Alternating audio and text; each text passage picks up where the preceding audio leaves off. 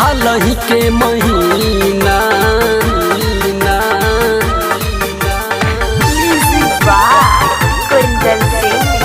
हालही के महीना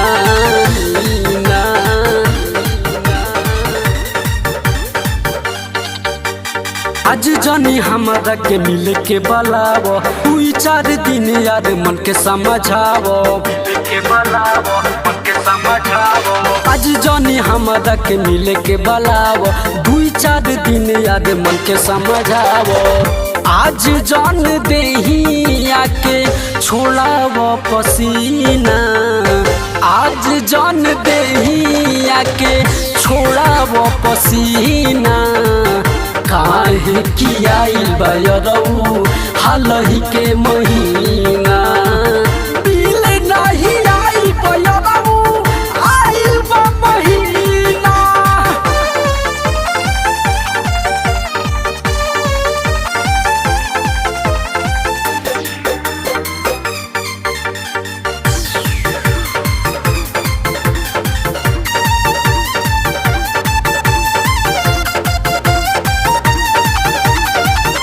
बालो व्याकुल बानी रोमिंग हाल में सोहरा गवाही जाई सभी के साल में बालो व्याकुल बानी रोमिंग हाल में सोहरा गवाही जाई सभी के साल में मिले नहीं आई बुडरे कांपताट सीना मिले नहीं आई बुडरे कांपताट सीना काहे किया बयरऊ हालही के महीना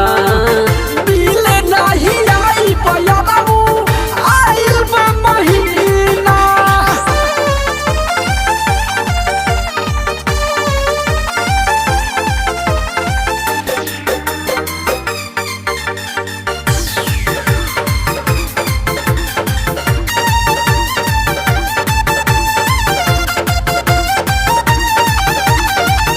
नहीं खिलाए सेंसी हमहू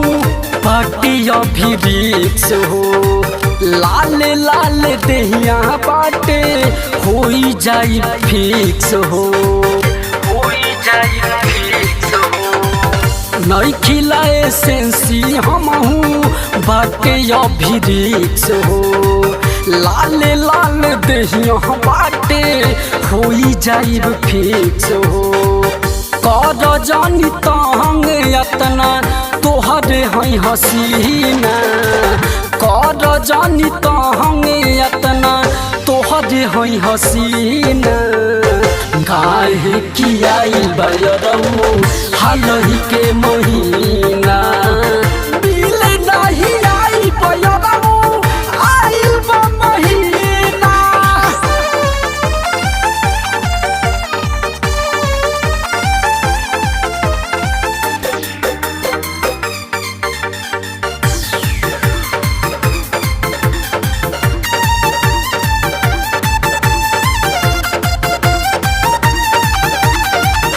चार दिन बाद राहुल तोह के बलाइब कहतिया सीतवा तोह के सारा धापुराइब चार दिन बाद राहुल तोह के बुलाइब कहतिया पूजावा तोह से सारा धापुराइब काहे पीटल चाहताड़ो आज तू टीना काहे पीटल चाहताड़ो आज तू टीना काहे किया बयरऊ हालही के महीना